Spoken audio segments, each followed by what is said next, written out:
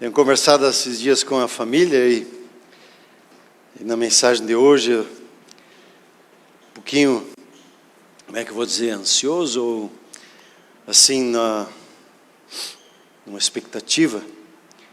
Tem coisas que a gente vê acontecendo ao nosso redor e às vezes você não consegue explicar muito bem.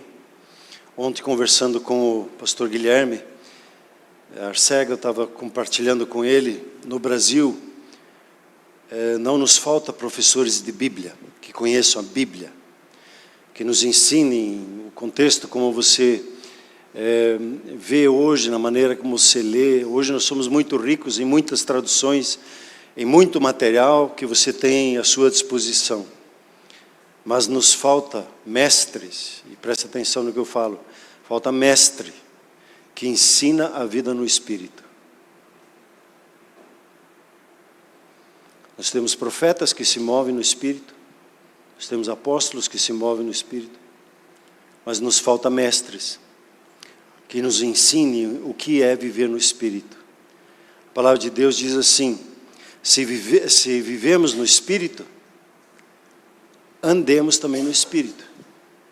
Agora, se eu pergunto para você, me defina o seu espírito.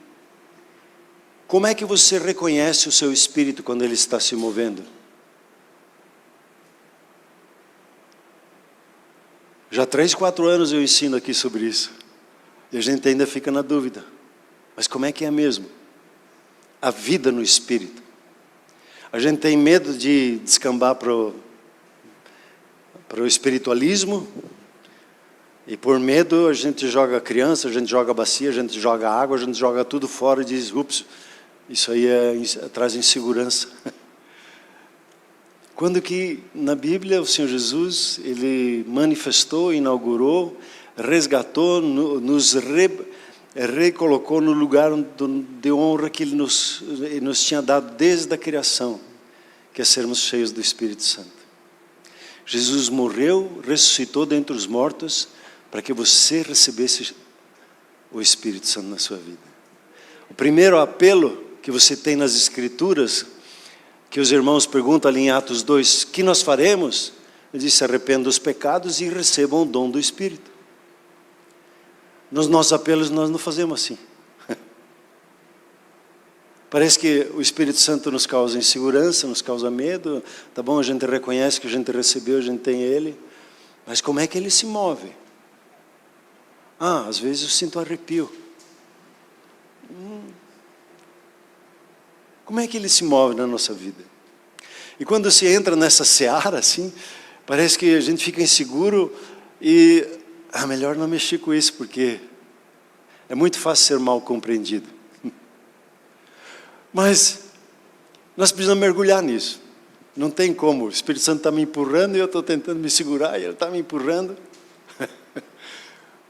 E você tem na Academia do Reino, você tem uma aula que eu gravei já há 2, 3 anos, o Andar no Espírito, e já menciona algumas coisas ali, no curso ali. E eu estou me preparando nesses dias para fazer um curso junto com você, sobre o batismo do Espírito Santo, as suas implicações. Até faz parte do meu próprio processo de aprendizagem que eu estou. E um pouquinho mais adiante, aí daqui a 2, 3 meses, eu vou estar pronto para ministrar sobre isso. E nesse ano que nós estamos aí com o nosso tema Ouvir e Obedecer à Voz de Deus, nós falamos na primeira mensagem desse ano, a voz de Deus na criação, e partimos ali de Hebreus capítulo 11, que tudo que nós vemos, tudo que é visível aos nossos olhos foi gerado e manifesto pelo falar de Deus, pela palavra falada, pela expressão de Deus, pelo expressar de Deus. Ele manifestou tudo que nós vemos ao nosso redor. Só o ser humano que Ele colocou a mão. O ser humano, sabe como é que Ele criou o ser humano? Ele disse para Jesus: senta naquela pedra ali, ó, senta ali. Ele ficou olhando para Jesus, ficou olhando para Jesus e Ele ficou moldando a sua vida. E aí Ele diz: agora só falta uma coisa, Jesus. Receba. Ele se tornou uma alma vivente. E as suas habilidades, ele tinha uma habilidade plenamente espiritual. Daí nós falamos um pouquinho sobre a voz de Deus na sua família, né? Falamos ali sobre o Salmo 81, domingo passado. E dá para ver assim o coração de Deus dizendo assim: se meu povo me escutasse, eu de pronto abateria o seu inimigo. As coisas ao seu redor lhe submeteriam, eles teriam domínio sobre todas as coisas. E se saciaria com o melhor do trigo, com o melhor do mel, com o melhor do que há sobre a face da terra, iam ser saciados. Deus diz assim: mas meu povo não quer, por causa da teimosia do coração. E aí a gente fica assim: Senhor, tira essa teimosia do meu coração. Nós oramos sobre isso, conversamos domingo passado, né? E hoje eu queria, entendi da parte de Deus, já queria que outros pastores pregassem, a partir do domingo que vem vamos ter outros, né? Falando no tema. Mas hoje eu queria falar com você sobre a voz de Deus na vida de Jesus e o Espírito Santo. O Senhor Jesus, Ele veio nos salvar dos pecados, como nós lemos hoje ali em Mateus, né, capítulo 1. Ele veio nos salvar dos pecados, porque os pecados nos fazem separação entre nós e Deus. Os pecados limitam esse processo de relacionamento. Então Jesus resolveu o pecado. Ele pegou o pecado, trouxe o perdão sobre nós e levou ele embora. E hoje você e eu, nós temos livre acesso a Ele. E hoje aquilo que nos separa para ouvir a voz de Deus é nos restaurado em nós, e a presença manifesta do Espírito Santo que nos ajuda nisso. A gente tem um ajudador, a gente tem alguém que nos acompanha, que nos orienta no nosso dia a dia. Ele está ali sempre presente junto conosco. Agora, a pergunta que eu queria trabalhar com você, debaixo desse tema, a voz de Deus, a importância na vida de Jesus e o Espírito Santo, é: como o Senhor Jesus ouviu a Deus e manifestou a presença dEle? Como é que Ele fez? Porque Ele é o modelo, né? E aí eu queria abrir com você lá em Hebreus, capítulo 1, os primeiros 4 versículos da carta aos Hebreus. Por gentileza, abra ali a sua Bíblia. Hebreus 1.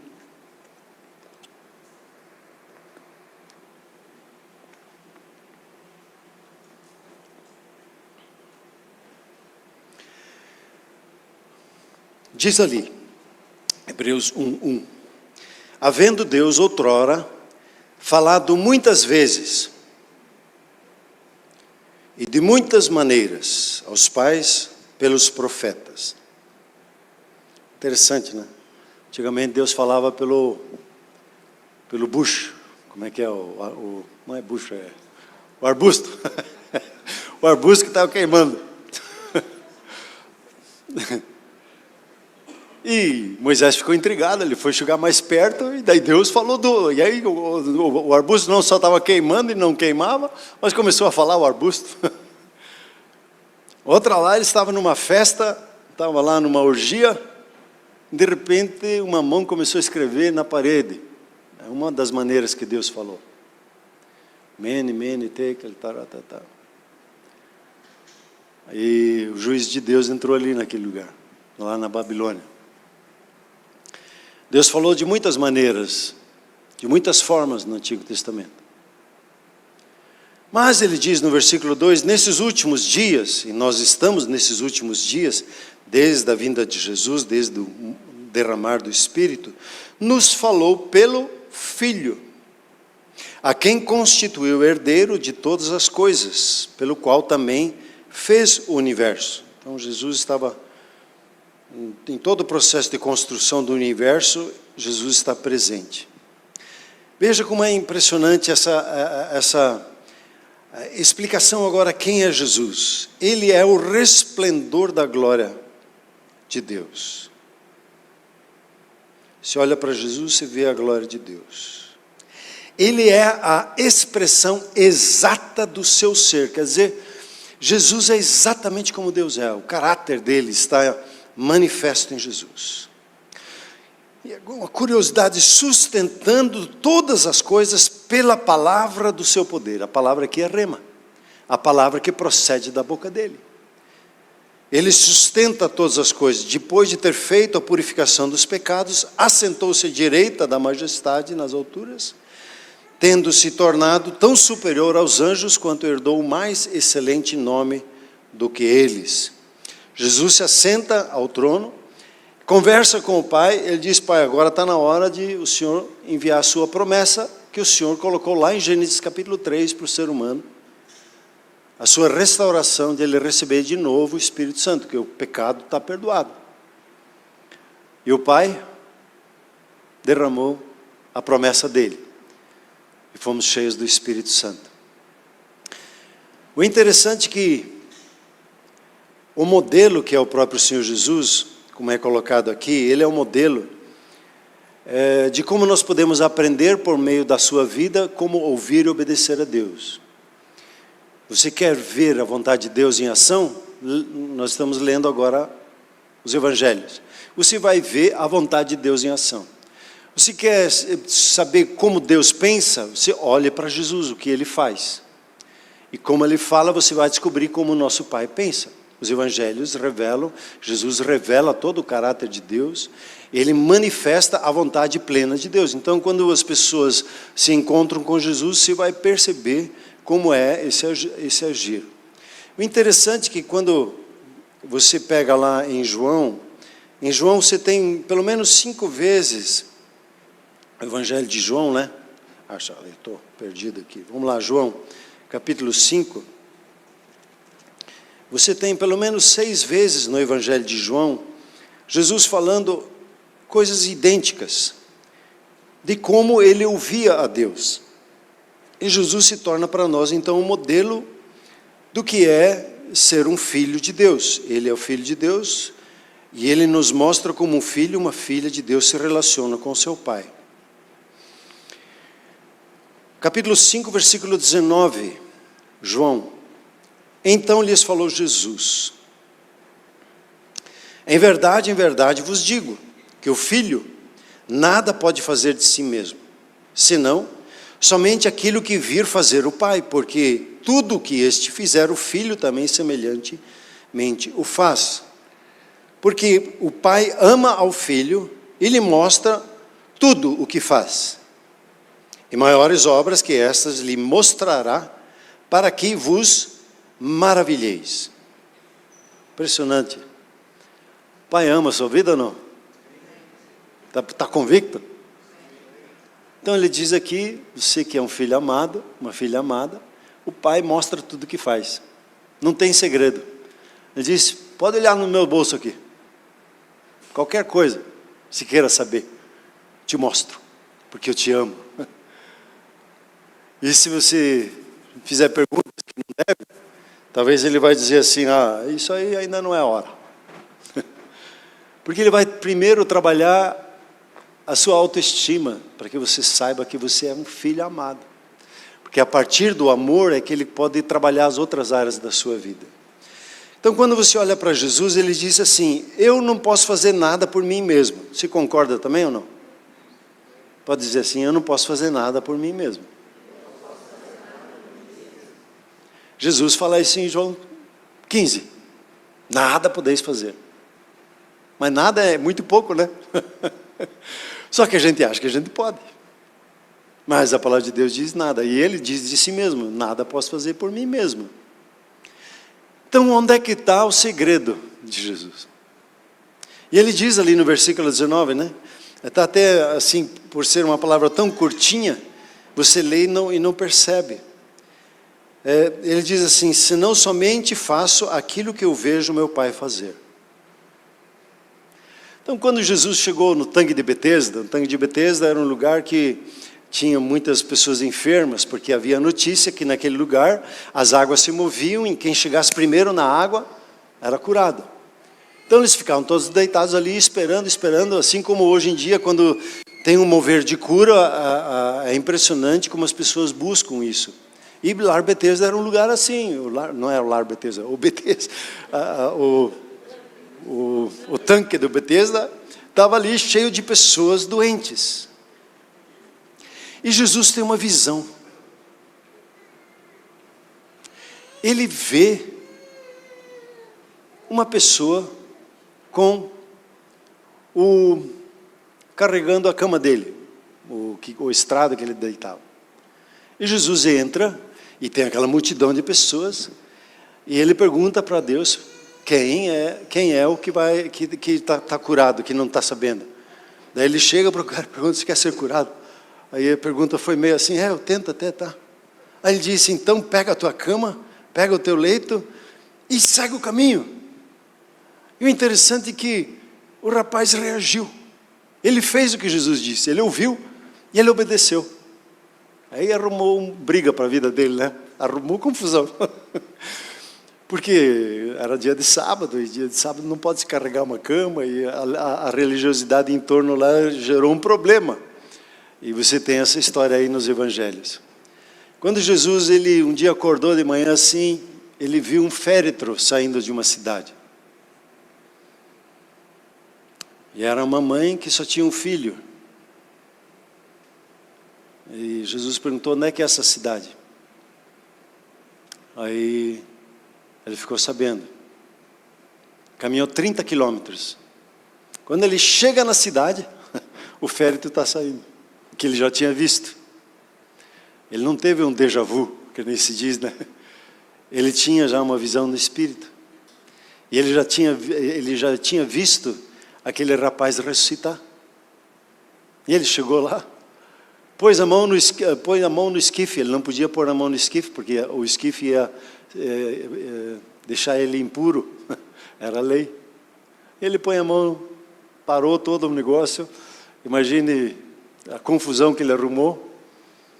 E viu a viúva sozinha e o filho, e ele ressuscita o filho. Por quê? Porque ele já tinha visto isso. Ele já tinha tido uma visão muito clara daquilo que Deus queria fazer. E essa habilidade está em você. Mas eu não sei, o Espírito Santo sabe. Ele já colocou isso dentro de você. E eu queria falar um pouquinho com você sobre isso. Quando você lê lá um pouquinho mais adiante, João, você vai ver que o Espírito da verdade, ele vos guiará toda a verdade, porque não falará de si mesmo, mas dirá tudo o que tiver ouvido e anunciará as coisas que hão de vir. Hoje o Espírito Santo, como estava em Jesus, ele habita na sua vida. E ele agora lhe capacita a viver assim como Jesus viveu. E aí as coisas ficam interessantes. Quando você percebe o mover do Espírito, e ele é um mover muito interessante quando você vê este agir. E nós temos aprendido que Deus fala conosco todos os dias, e a gente diz amém, assim, às vezes a gente fica... E o nosso desafio é muito simples, agora é ouvir e obedecer. Mas a pergunta que faço já agora 3 domingos, pergunta simples para se fazer para Deus: Senhor, como é que o Senhor quer que eu cresça no meu relacionamento com o Senhor? O que o Senhor espera de mim? É uma boa pergunta para fazer. Basicamente, era o planejamento de Jesus, era esse. Pai, o que nós temos para hoje? O que o Senhor quer com a minha vida? E ele só ouvia e obedecia, básico. Aí a pergunta básica, outra que a gente pode fazer assim para o nosso dia a dia: como eu posso crescer no relacionamento com a minha família? Senhor, olha a minha família, o que está acontecendo com a minha família? Qual é que é a sua visão? O que o Senhor está preparando sobre a minha família? O que o Senhor está fazendo na minha família que eu devo de cooperar? E ele vai falar. No seu trabalho, quando você olha para o seu trabalho, às vezes se pensa que Deus ele se restringe a esse ambiente, mas esse ambiente é só um ambiente de treinamento. A execução mesmo é no seu trabalho, onde é que você está. Os 5 ministérios, vamos aprender esse ano, uma das coisas que nós estamos preparando nesse ano, você vai perceber que os 5 ministérios, eles são executados ali no seu dia a dia, na sua lida, no seu trabalho. E é importante você entender as habilidades dos 5 ministérios e a necessidade de ter outros, né? Então, como posso crescer profissionalmente? E ao olhar para o Senhor Jesus, é simplesmente isso que ele fazia. Ele é um modelo nosso. Ele ouvia e obedecia. Porém, a gente precisa aprender a ouvir com o ouvido correto, a sintonizar na frequência dele, onde que ele está transmitindo, não é assim? Eu preciso ter a senha para poder ter o acesso correto. E muitas vezes nós procuramos ouvir a Deus, e a razão pelo que nós não ouvimos Ele falar conosco é porque a gente está sintonizado errado. Está ouvindo com o ouvido errado. Queremos ouvir com os nossos olhos naturais, queremos ver para crer. O reino de Deus se crê para ver. Nós queremos que coisas fantásticas, que um anjo venha e se apresente. Esses dias de madrugada eu acordei, tinha um bonitão do meu lado ali. Beleza, cuida aí, deixa eu dormir. Deus, Ele se apresenta para você e se revela para você para que você possa andar firme com Ele. Porém, nós precisamos aprender a ouvir com o ouvido certo. E aí entra um ponto interessante para pegar o contexto, e aí começa a entrar minhas dificuldades de conseguir explicar de uma maneira simples isso, né? É tão simples que está complicado às vezes, né? Mas tudo bem, vamos lá. O pecado, ele nos cegou espiritualmente. O que aconteceu? Adão e Eva, quando foram criados, eles eram seres espirituais, como você é um ser espiritual. Você tem uma alma e habita num corpo. Só que Adão e Eva, eles tinham essas habilidades naturais de ouvir a Deus. Inclusive, engraçado, né? A Eva conversou com a serpente e nem se assustou com a serpente. Porque espiritualmente era natural. Sei que já ficou curioso, né? Mas eles entraram numa conversa e queriam dominar algo pelo engano. E a Bíblia diz assim que depois que eles traíram a Deus, os seus olhos foram abertos. Mas que olhos que foram abertos se eles já tinham olhos abertos? O que eles viram quando os seus olhos foram abertos? A sua própria nudez. Os seus olhos naturais foram abertos e os olhos espirituais fechou. Apesar de Deus falar com eles, ainda depois do pecado, e Ele interagir e ministrar a eles, eles foram colocados para fora do ambiente para o qual eles foram criados, para o jardim. Você e eu, nós fomos criados para esse ambiente, um ambiente onde a presença de Deus, ela se revela. Onde você anda, essa presença, ela se revela. Você entra num ambiente, pelo menos 6 metros ao seu entorno, você tem uma manifestação espiritual de Deus sobre a sua vida. É muito legal saber disso. Como é que sabe isso, pastor?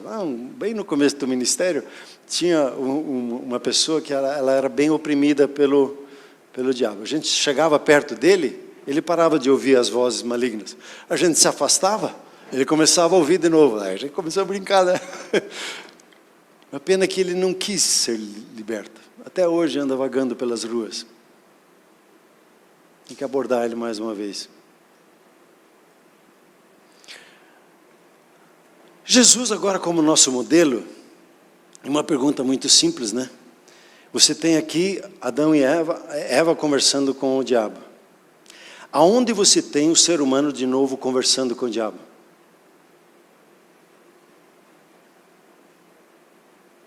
Pega a linha da história, vai ver Jesus. O que aconteceu com Jesus antes dele ter essa habilidade, conversar com o diabo? De entrar no mundo espiritual. Um pouquinho antes ele foi batizado no Espírito, cheio do Espírito. Foi guiado pelo Espírito para agora haver o confronto e tomar autoridade sobre o maligno. Pela palavra de Deus ele se posicionou. Então Jesus ele é um modelo pelo qual nós percebemos como Deus fala, e a partir de então você vai ver que o Senhor Jesus, a partir do batismo no Espírito Santo, ou de ele ser cheio do Espírito, ele nasceu do Espírito, mas ele teve aqui o enchimento do Espírito, e a partir de então o seu ministério começa debaixo do mover do Espírito, debaixo dessa habilidade de entender a vontade de Deus, o cumprir de Deus. Nós temos, eu vi que estava brincando aqui, não sei se você se lembra disso aqui, tem um O, um Q, um J, um F, e um ponto de interrogação. A gente, um tempo, usava isso aqui, já tem, como é que é o que está escrito aqui? O que Jesus faria? Sabe que a pergunta está errada? Porque o que Jesus faria é sinal de que, como que ele não está presente. É a promessa que ele está presente. O que Jesus faria é uma dúvida. Será que ele faz? Eu não sei como é que ele faz. A melhor pergunta, o que Jesus está fazendo? O que ele está fazendo na sua vida? O que ele está fazendo na sua família? O que Jesus está fazendo no seu trabalho? Porque ele está ali com você. Ele está lá mosqueando ou ele está trabalhando? O que ele está fazendo ao seu lado? Porque a promessa é que ele está junto com você. Como o Senhor Jesus via, ele diz aqui, eu nada posso fazer de mim mesmo, eu não tenho nenhuma atitude própria, eu não tenho nenhuma iniciativa própria. A minha iniciativa é olhar para meu Pai, ver o que Ele está fazendo e fazer o que Ele faz. Pergunta como é que Ele via. Naturalmente, a gente pensa assim, Ele via com os olhos. A gente enxerga com os olhos, não é assim? Só que no mundo espiritual não é assim. O que se vê no natural, também é no espiritual. E você tem uma visão espiritual. Ah, mas eu não tenho esse dom. Tem? Talvez você crê que não tem, por isso que você não tem. Mas o Espírito Santo que habita na sua vida, Ele lhe habilitou já a isso. E quem é mais, como se diz assim, quem é mais do cérebro esquerdo, que é mais analítico, que é mais engenheiro, que é mais calculista, sim, tem mais dificuldade, mas não está impedido. Quem é mais do cérebro do lado direito é mais criativo, tem mais facilidade com isso, de compreender isso. O ideal é que o cérebro funcione junto, que o macho e fêmea funcionem junto, que o positivo e negativo funcionem junto. Aí as coisas funcionam, não é assim? Deus nos fez com a parte analítica e nos fez com a parte criativa para que as duas funcionem bem e interajam um com o outro. Deus nos estabeleceu como seres espirituais e assim como nós temos habilidades naturais, nós também temos essas habilidades espirituais.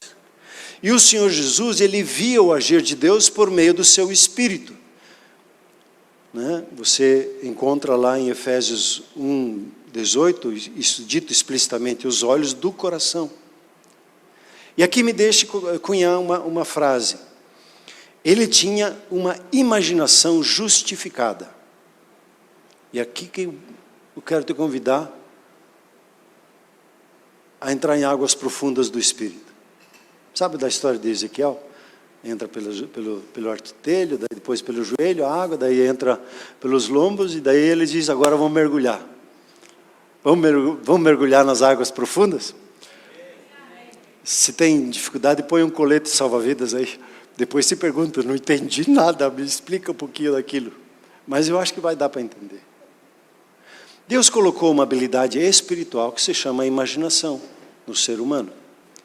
Ele dá para você essa habilidade. Jesus, como disse, nasceu do Espírito, foi batizado cheio do Espírito Santo em seu batismo, e ele venceu o diabo e saiu dali debaixo do poder do Espírito. Então, após o batismo no Espírito Santo, o poder de Deus opera por intermédio de uma forma especial na minha e na sua vida. Por isso, nas Escrituras, você vai encontrar como um assunto muito importante a questão do batismo no Espírito Santo. Não sei se você já tem a sua experiência, mas se não tem, o Espírito Santo está movendo na sua vida para que você o tenha. Porque você tenha sede, eu quero ser batizado no Espírito. Eu quero andar debaixo do poder do Espírito. Eu quero que Jesus se manifeste por intermédio da minha vida. E é só possível após o batismo no Espírito Santo, após esse encontro com o mover do Espírito Santo na sua vida.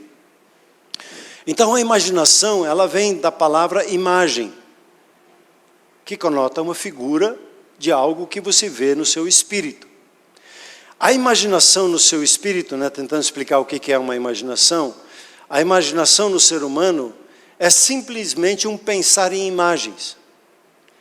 E uma das 4 habilidades do seu espírito é produzir imagens. E você usa isso naturalmente no seu dia a dia, às vezes nem percebe que é o seu espírito que está se movendo, você acha que é da coisa da sua cabeça. Mas é muito natural da parte de Deus o mover do espírito, a imaginação ela estar presente na sua vida. Quer ver? Eu vou te pegar agora. Se eu pedir para você imaginar agora uma vaca roxa, ela tem uma cauda amarela, e na boca dela ela está com um pote de leite. Eu consegui ver, você viu também ou não? Você conseguiu imaginar? A imaginação, ela inclusive nos afeta emocionalmente. Vou fazer um teste com você aqui, vamos ver quem percebe mais. Eu tenho uma jarra de água bem fria, está gelada, estupidamente gelada, como eles dizem. Está com gelo por dentro, está suada, está fresca. Aí eu vou chegar perto aqui, derramar nas costas dele. Fiz o teste em casa, a Silvia ficou toda arrepiada. Eu só estava falando, porque a imaginação, ela produz emoções na nossa vida. Ela tem o poder de nos tocar profundamente. Gelou ou não? E aí, tudo bem? Alguém mais sentiu um pouquinho de gelo? É a pastora Karen. Então, a imagem, inclusive, que cria sentimentos, emoções, né? A imaginação, ela é muito poderosa, ela é um dom de Deus na sua vida. Eu gostaria que você recebesse pelo menos isso hoje. Que a imaginação, ela é um dom de Deus. É uma habilidade que o seu espírito tem. E Deus falou com Jesus tão intimamente, e Ele diz como Ele via. Como é que eu faço? Eu vejo na minha imaginação Deus agindo. E aqui a nossa razão dá um bzz, bzz. As placas começam a colar, né? Parafraseando João 17, Jesus orou mais ou menos assim: Pai, faça os meus discípulos como você e eu somos um. Deixe meus discípulos serem capazes de se comunicar com você da maneira que eu fiz. Ministra através deles da mesma maneira como você ministra através de mim. Sejamos um e deixemos que eles sejam um como nós o somos. A unidade, Ele não falou para nós sermos uma denominação, pensarmos todos iguais. Não, Deus é muito criativo para nos deixar tudo pensando do mesmo jeito. Ele não disse aqui para nós termos o mesmo credo, né, termos a mesma declaração de fé. O que Jesus está falando aqui é que eles pensem como nós pensamos. Que eles pensem um com o outro. Imaginam como nós imaginamos. Falam como nós falamos. Pensam como nós pensamos.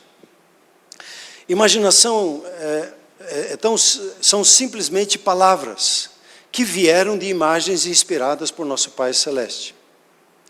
Deus diz assim, né, aqui podia ir bem longe.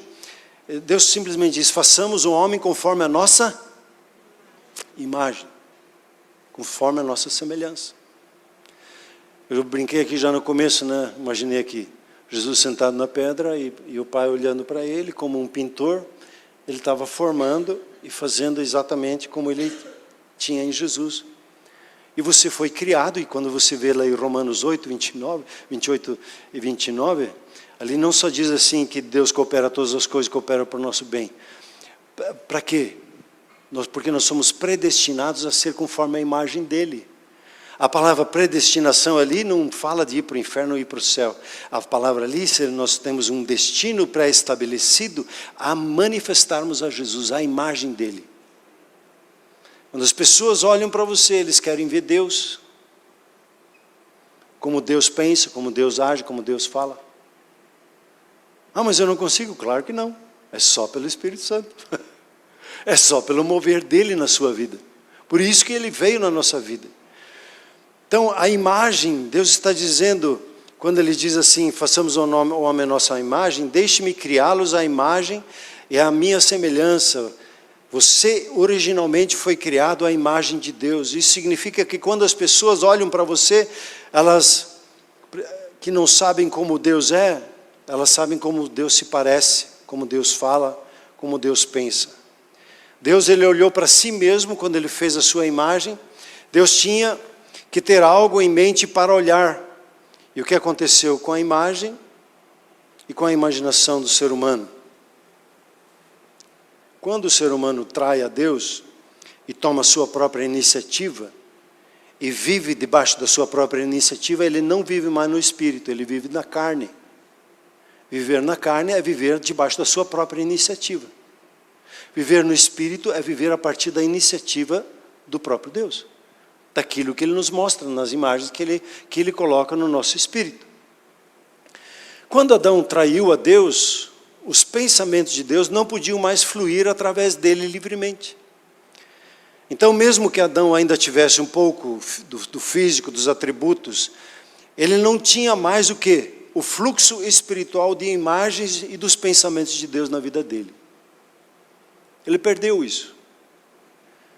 A partir desse instante, o que o ser humano precisou? Ele precisou se esforçar, pelo seu próprio esforço, tentar começar a produzir e fazer coisas. Perdido no mundo, ele depende do seu próprio intelecto, e é por isso que a educação de hoje tem tanta dificuldade. Até na educação, o que nós tiramos? Nós tiramos a parte criativa e trazemos as crianças para a nossa lógica.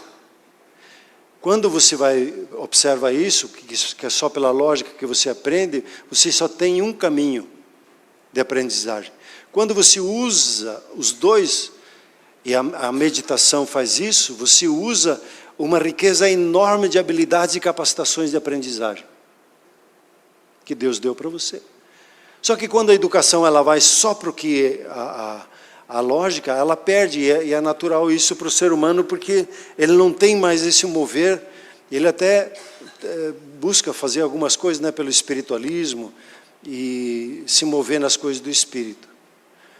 Deus, ele observou depois de um tempo, em Gênesis capítulo 6, e ele olhou para o ser humano, e o texto diz ali assim, viu o Senhor que a maldade do homem se havia multiplicado na terra, e que esse continuamente, e aqui a gente tem um pouquinho de problema na tradução, continuamente mal todo o desígnio do seu coração. Essa palavra desígnio pode ser trabalhado como pensamento, pode ser trabalhado como propósito, mas também pode ser usada como imaginação. A palavra Yetzer, ela aparece várias vezes no Antigo Testamento, só que os tradutores daí têm essa luta, né, com essas coisas. A imaginação não pode ser. O propósito fica melhor, daí a gente consegue, né? Um pouquinho mais adiante, em Gênesis 8, depois que Deus decidiu colocar o limite de 120 anos na vida do ser humano, e aí ele encontra Noé, daí Noé, Deus ia acabar com a raça humana. Aí ele viu Noé tinha o DNA limpo, então Noé achou graça diante de Deus, e aí, capítulo 8, ele diz, é mau o desígnio, a imaginação no íntimo do homem, desde a sua mocidade. E isso é muito comum entre nós. O ser humano é muito mais dado a imaginar a maldade do que imaginar o bem. É só olhar no marketing. A maldade vende muito mais. Eu fiquei estarrecido com isso quando estava pensando no e-mail marketing, há uns 10, 12 anos atrás, quando estava tentando trazer o livro Famílias Fortes para vender na internet. Ele diz, um título positivo não vende. O que vende é um título ruim. Porque, de certa forma, há uma sede de coisas ruins no ser humano, por natureza. Por que nas camisetas dos times de futebol tem uma carranca, em vez de um anjo bom? Tem um anjo ruim lá. A imaginação do homem é assim. Mas daí você pensou nas pessoas más. Se teu filho diz para você que vai chegar às 10 horas em casa, e à meia-noite ele não apareceu ainda, o que se imagina? Só coisa ruim. Você não imagina que ele está lá testemunhando, está orando com as pessoas. É mais difícil, você já fica preocupado, ansioso. A imaginação nossa tende para o mal. E a Bíblia chega a dizer assim que não há um bom sequer. Não há justo nenhum sequer. E a boa notícia é que Jesus proveu a salvação para nós. Ufa! Dá para dar um glória a Deus ou não? Eu já perdi você ou você ainda está comigo? Em Cristo Jesus nós podemos ter uma imaginação justa, ajustada, dentro da vontade de Deus. Eu posso consagrar as imagens do que eu carrego no meu coração, e nós falamos isso no ano passado, quando nós falamos sobre orações que curam o coração, inclusive estou sabendo que esse livro vai ser lançado no mês que vem aqui no Brasil, e na oração em que cura o coração, nós também falamos sobre as 4 linguagens, né, do nosso coração. E você pode ter o seu coração curado, o seu coração limpo, com imagens justas, claras diante de Deus.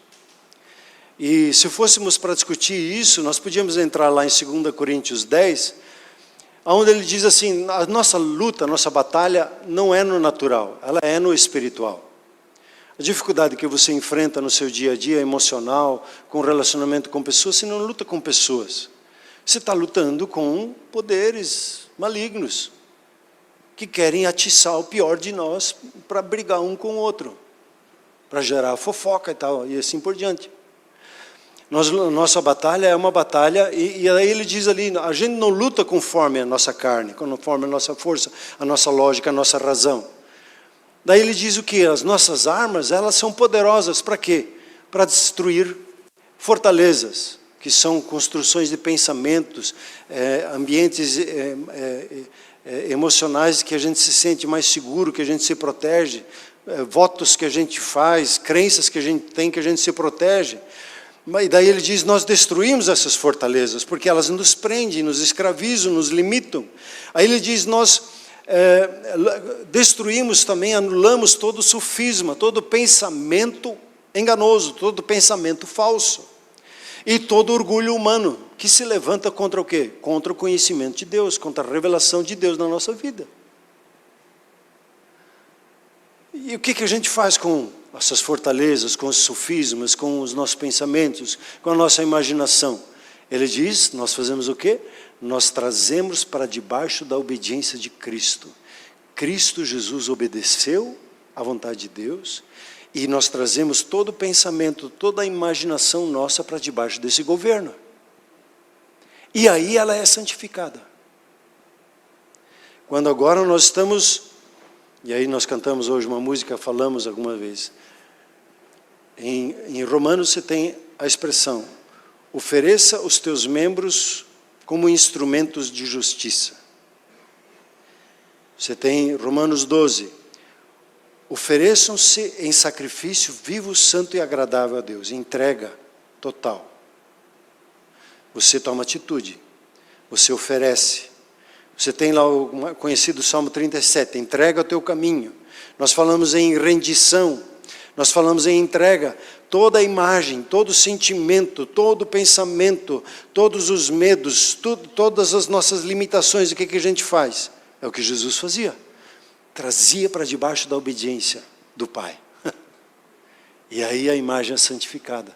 Aí você começa, nesse processo de santificar o seu espírito, como diz lá em 1 Timóteo, Tessalonicenses 5, 23, você vai santificando o seu espírito. E disso não é falado muito, santificar o espírito. Mas é necessário ser santificado o coração. O coração, o nosso espírito, ele precisa ser santificado, purificado diante de Deus. Como a gente faz isso? Trazendo e colocando debaixo da obediência de Cristo. Para que o Espírito Santo comece a te dar imagens e se mover na sua vida. Toda a imaginação distorcida precisa ser submetida à obediência de Cristo. E quem nos habilita a fazer isso? Glória a Deus, é o Espírito Santo que está conosco. E Ele é o nosso professor. Ele é o nosso guia, Ele é aquele que nos guia a toda a verdade. Ele sempre está trabalhando e falando no nosso coração, a morada dele é no nosso coração. Ele está ali operando na sua vida, na minha vida, para que a gente experimente o agir sobrenatural de Deus.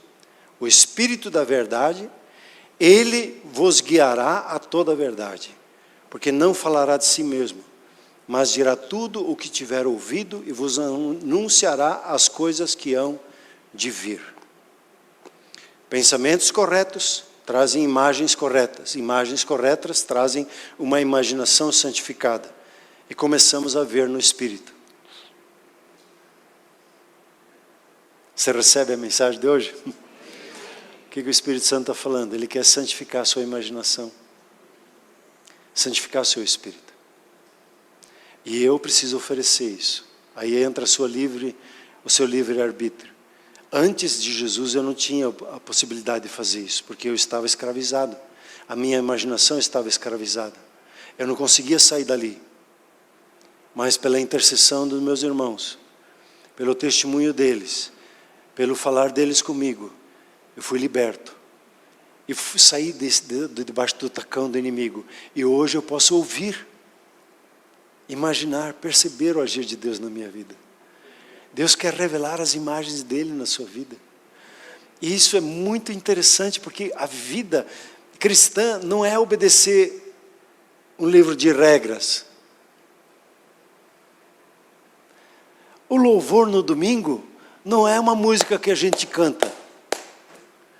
É um mover espiritual. A música tem a ver com o espírito. Por isso que tem que cuidar o que escuta na música. Porque é um mover espiritual que acontece na música.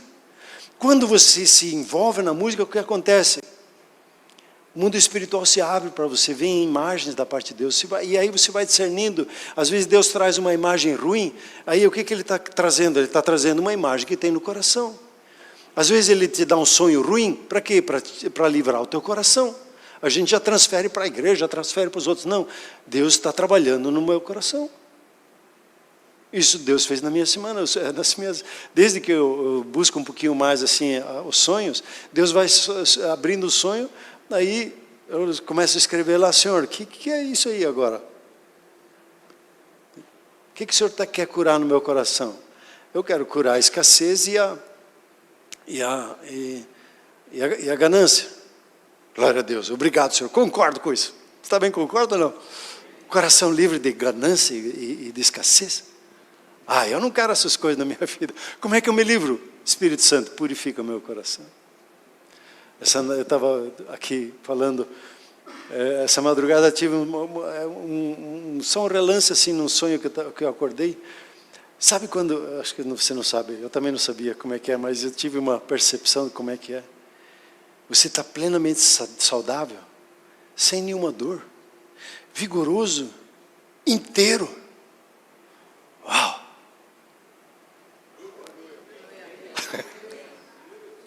Estar completo é o shalom de Deus na sua vida. Agora, isso é possível pelo Espírito Santo, não pelo esforço próprio. Nós estávamos conversando, né, o Saulo e o Paulo e eu, nós estávamos falando um pouquinho sobre disciplina e alta performance. Às vezes a gente tem essas influências ao nosso redor. O que é um cristão de alta performance? O cristão de alta performance é isso aqui, ó. Aquele que ouve e obedece, ele alcança assim muito mais.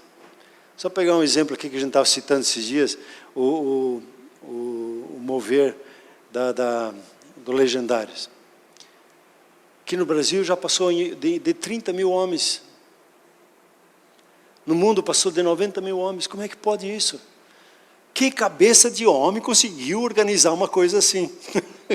Conta outra. É de Deus movendo de uma forma extraordinária, não só no Brasil, pelas nações da terra. Graças a Deus que o Brasil está na frente nessa questão. Por causa do quê? Por causa da sede e da fome que o Espírito Santo coloca aqui entre nós. Mas é um desafio. As coisas do Espírito são assim. Você entra numa alta performance no seu trabalho, quando você aprende a ver e agir. Jesus, ele tinha uma alta performance. Por quê? Tanto que os evangelhos, né? Eu vou terminar com isso. Os evangelhos dizem assim, se fosse para escrever tudo que Jesus fez, não caberia no livro, nos livros tudo. E o interessante é que Lucas escreve assim, ele escreve o evangelho, aí ele escreve em Atos, Jesus começou a fazer. Ele só começou. Ele está operando até hoje e opera por intermédio da sua vida. É muito legal isso. O Senhor, Ele está presente na sua vida. E Ele quer que você abra os seus olhos espirituais, para que você veja Ele junto com você. Saia da sua iniciativa própria e entre com a tua força em ouvir e obedecer a Deus de todo o coração. Uau, vai ser um ano maravilhoso.